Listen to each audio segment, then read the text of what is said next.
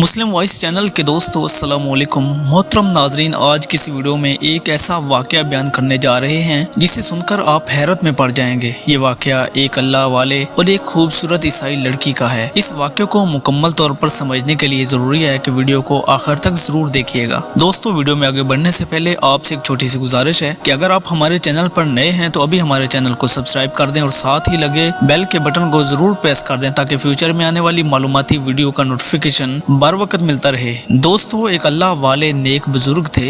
एक दफा सफर की गर्ज से वो ईसाइयों की बस्ती के करीब से गुजर रहे थे। इस बस्ती के ऊपर सलीबें लटक रही थी। थोड़ी देर के बाद वो एक कुएं पर असर की नमाज अदा करने के लिए वुजू करने लगे तो वहाँ पर उनकी एक लड़की पर नजर पड़ी। वो लड़की निहायत ही खूबसूरत थी। शेख साहब के दिल पर छा गई। शेख साहब का सीना वहीं इल्म से खाली हो गया। शेख साहब से हर चीज छीन ली गई। अपने मुरीदों से कहने लगे, जाओ वापस चले जाओ, मैं इधर जाता हूँ जिधर ये लड़की होगी, मैं उसकी तलाश में जाऊंगा। मुरीदों ने रोना शुरू कर दिया। कहने लगे, शेख साहब आप क्या कर रहे हैं? दोस्तों, ये वो शेख थे जिनको 1,00,000 हदीसें याद थी, कुरान के हाफिज थे, सैकड़ों मस्जिदें उनके दम कदम से आबाद थी। उन्होंने कहा कि मेरे पल्ले अब कुछ नहीं रहा जो मैं अब तुम्हें दे सकूं, अब तुम वापस चले जाओ। शेख साहब इस बस्ती की तरफ चल पड़े जिस बस्ती की तरफ लड़की गई थी। वहाँ जाकर लोगों से पूछा कि ये लड़की कहाँ रहने वाली है। लोगों ने बताया कि ये लड़की यहाँ के नंबरदार की बेटी है। ये शेख साहब इस नंबरदार से जाकर मिले। कहने लगे कि क्या तुम अपनी बेटी का निकाह मेरे साथ कर सकते हो? इस नंबरदार ने कहा कि हाँ, मुझे कोई एतराज नहीं, तुम यहाँ रहो, हमारी खिदमत करो, जब आपस में वाकफियत हो जाएगी तो मैं आपका निकाह अपनी बेटी से कर दूंगा।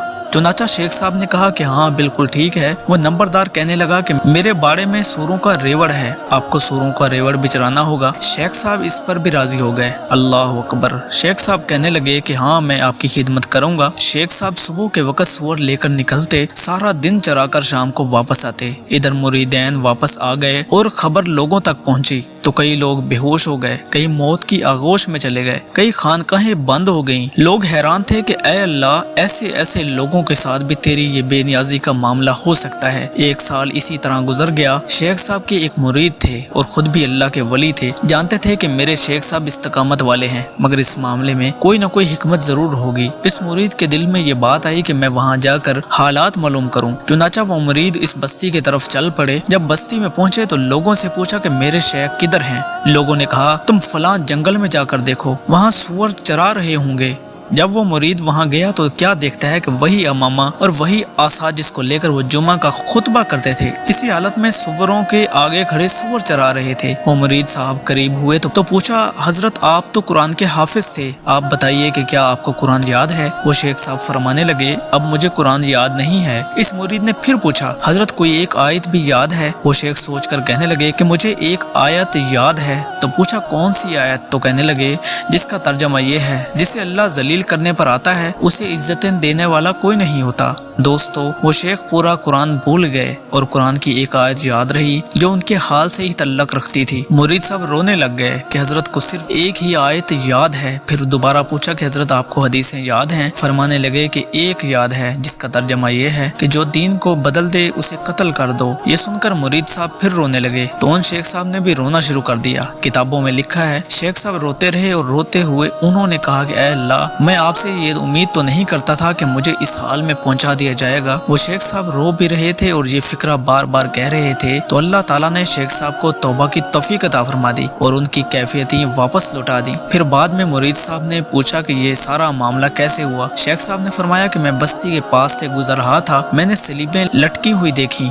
तो मेरे दिल में ख्याल आया कि ये कैसे कम अकल लोग हैं, बेवकूफ़ लोग हैं जो अल्लाह के साथ किसी को शरीक ठहराते हैं। अल्लाह तबारक व तआला ने मेरी इस बात को पकड़ लिया कि ऐसे कि अगर तुम ईमान पर हो तो क्या ये तुम्हारी अकल की वजह से है या मेरी रहमत की वजह से है? ये तुम्हारा कमाल नहीं है, ये तो मेरा कमाल है कि मैंने तुम्हें ईमान पर बाकी रखा हुआ है। अल्लाह ताला ने ईमान का वो मामला सीने से निकाल लिया कि अब देखते हैं कि तुम अपनी अकल पर कितना नाज करते हो। तुमने ये लफ्ज़ क्यों इस्तेमाल किया? क्या तुम्हें ये कहना चाहिए था कि अल्लाह ताला ने इनको महरूम कर दिया है? तुमने अकल और जहन की तरफ निस्बत क्यों की? इस वाक़े से ये सबक मिलता है कि कभी भी बढ़ाई वाली बात नहीं करनी चाहिए, क्योंकि हर हालत में अता अल्लाह तबारक व तआला की तरफ से होती है। अल्लाह जिसे चाहे नवाजता है और अल्लाह जिसे चाहे रुस्वा करता है। अगर कोई नमाज पढ़ता है तो तो ये अल्लाह की अता है, इसमें इस नमाज पढ़ने वाले का कमाल नहीं। और अगर कोई नमाज नहीं पढ़ता तो अल्लाह ताला ने इसको तौफीक ही नहीं दी। कभी भी अपनी शोहरत, इज्जत और मर्तबे पर नाज नहीं करना चाहिए, क्योंकि ये सब अल्लाह की मेहरबानी है और अल्लाह के बहुत से मामलात ऐसे होते हैं कि वहाँ अकल और इल्म को काबू में रखना चाहिए और अपनी जुबान से कोई ऐसी बात नहीं कहनी चाहिए जिससे अल्लाह नाराज हो जाए, क्योंकि अल्लाह जो चाहता है वही करता है और वही हर चीज पर